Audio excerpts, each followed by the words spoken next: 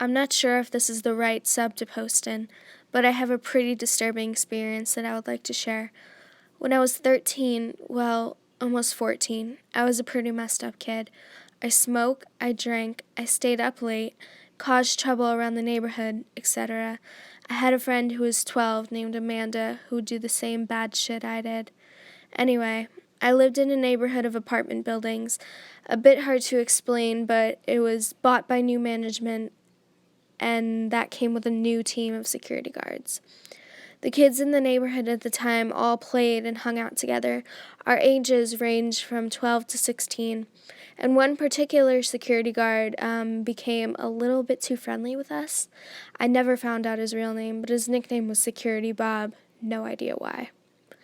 I didn't realize how creepy it was until now. He used to give us cigarettes and talk to us like we were adults. He also never cared if we drank. We thought it was cool. We felt like he was one of the kids, I suppose. One particular night, my friend Amanda and I were drunk and decided to draw shit on the side of a building. Being stupid, we wrote our names, so obviously Security Bob tracked us down. But instead of having our parents or the police called, he simply told us that we needed to clean it off. We wouldn't be in trouble. He said he had cleaning supplies in his office and led us there. There was only one man in the office when we got there, and Security Bob seemed to be giving him sorts of signals, so he followed us to the back room. He told us to sit down, which was kind of odd because I thought we were getting cleaning products. He started off by saying he had a proposition for us. He had a film company or something like that, but he wanted to film us. Apparently, the other security guard was the cameraman. We asked what he wanted us to do, and he said he wanted us to start stripping or have sex. Basically, the more we do, the more money we get. Immediately, I thought, this is illegal, to which said, not in Sweden, this is where the tapes go. No one will ever see them. We'll ship them off. I really don't believe this. My friend jokingly said something like, how much money do I get if I only take my sock off? I remember later that she was stalling because she had texted her sister to come pick us up ASAP. Her sister showed up a couple minutes later and rushed us out the door. The last thing Security Bob said to us was, think about it, and we would be in contact. Or maybe he said for us to contact him. Either way, I stopped hanging out in my neighborhood for a while. I was too afraid to tell my mother. She was extremely abusive, and I was afraid she would say I was lying or blame me. A month later, the security guy was gone. No idea where they went. Never asked. Security Bob. Let's not meet again. This just happened last night, and I thought you guys would enjoy hearing about it. If I miss anything, feel free to ask questions. I work in a group home with developmentally disabled adults. I work the night shift from 10 p.m. to 8 a.m. It was about 2 in the morning, and I had just finished up some paperwork and cleaning. I decided to sit down and watch some TV for a little while since it gets pretty boring at night, when the doorbell started ringing and ringing and ringing. I panicked and immediately thought that maybe there was an emergency at another group home a couple of houses down, and pretty much flung the door open without looking out. Standing only a couple of feet away from me was this crazy-looking man. He had dark circles under his eyes, and his clothes were dirty and stained. He had a dead eye that looked right into mine and muttered, I need you to come outside and talk to me for a minute. I freaked out and slammed the door in his face. I ran up to get the phone and dial 911. He started ringing the doorbell over and over and over. By this time, a couple of my clients had woken up and asked what was happening. I told them to go to their rooms and lock the doors and don't come out until I say it's okay. As I was on the phone with dispatch, I cracked open one of the wooden blinds. In the kitchen, looking over the porch, and saw the man pacing back and forth from the street to the doors, ringing it each time. After a couple of minutes, he just sat down in one of the chairs on the porch and stared into the darkness across the street. The police arrived very shortly and began questioning him. The police came inside and told me the man was looking for his mother and was apparently in the throes of a psychological breakdown. He was disoriented and believed that I was his mother, and he was trying to coax me outside so he could talk to me. They let him go. But according to my manager, he was arrested a few hours later for drugs. Needless to say, I have since moved into a new group home and will no longer be working nights. Okay, when I was a teen, preteen, I lived with my mom, never met my dad. just her and I.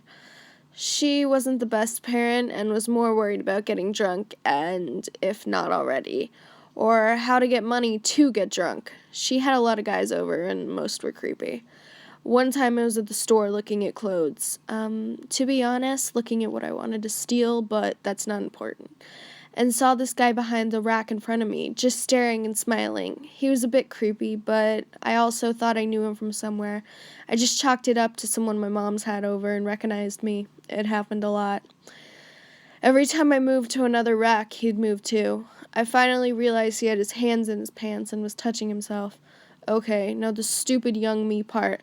I decided to go up to him, and he looked a little bit shocked and didn't move, and I just reached in for a second and helped him, and then he turned around and left. He was just standing there staring. I thought it was hilarious, honestly, at the time. A few days later, I came home, and Mom has a person there in the bedroom, the usual. From then walking in and out, I see the guy from the store. I was all smug, like, of course he's here. I got him going, and now he has to take care of it somehow. Anyway, I fell asleep on the couch watching TV. Sometime in the night, I woke up and it's pitch black, and I see someone standing over me. I am fully awake and realize he's naked, has himself in one hand, has my shirt up, and is groping me really hard with the other. I scream. My mother is out cold and obviously doesn't hear me or see me. He must have been close to finishing anyway because he just did it. I run into the bathroom, lock myself and sit in there. I hear him moving around and hear the door open and close and nothing. I sat there till morning, until my mom knocks on the door, telling me to open it before she throws up on the carpet. I try to tell her what happened, but she's not paying attention. Needless to say, I eventually learned my lesson, decided to do better in school, go to college, get a good job, and distance myself from my mom, which I did. Creepy friend of my mom's. I realized I didn't help the situation, but let's not meet again. My encounter happened when I was young. I'd say primarily elementary school age. I was around 9, I think, and was at the beach with my mom, siblings, 2 friends, and their mom. The town I lived in at the time was only 4,000 people and was quite a popular holiday destination. So there was never really any threat of weirdos there the whole time I lived there, apart from this one time at band camp, LOL. So we were having a fab time at the beach, lovely sunny day, ice cream, just everything you want. Me and my friend were going to the building that housed the toilets just off the beach.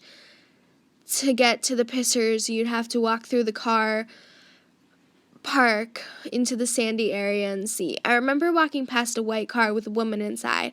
I say she was like 55 plus, quite overweight with sunglasses on. She looked sort of croaked. Do you want to get in the car? My friend and I were like, no, thank you. And we toddled off towards the building. When we walked back to the beach, we walked past the car again. This time the driver door was open. Again, she croaked, it's time to go. Do you want to get in the car? Again, we said no thanks and went to the beach. Upon returning to my family's spot at the beach, I told my mom of the encounter. They were really puzzled, and it was a bit worried, so my friend's mom walked over, and I presume had to go and ask her what she was doing, and that's all I can really remember. I never saw that lady again. However, when I was in high school, I was talking to a classmate. She said she had a weird lady that tried to get her into the car at the same beach. There were never any missing children in my area, so I guess the weird lady never got her way, thankfully. But, weird lady in the car, let's not meet.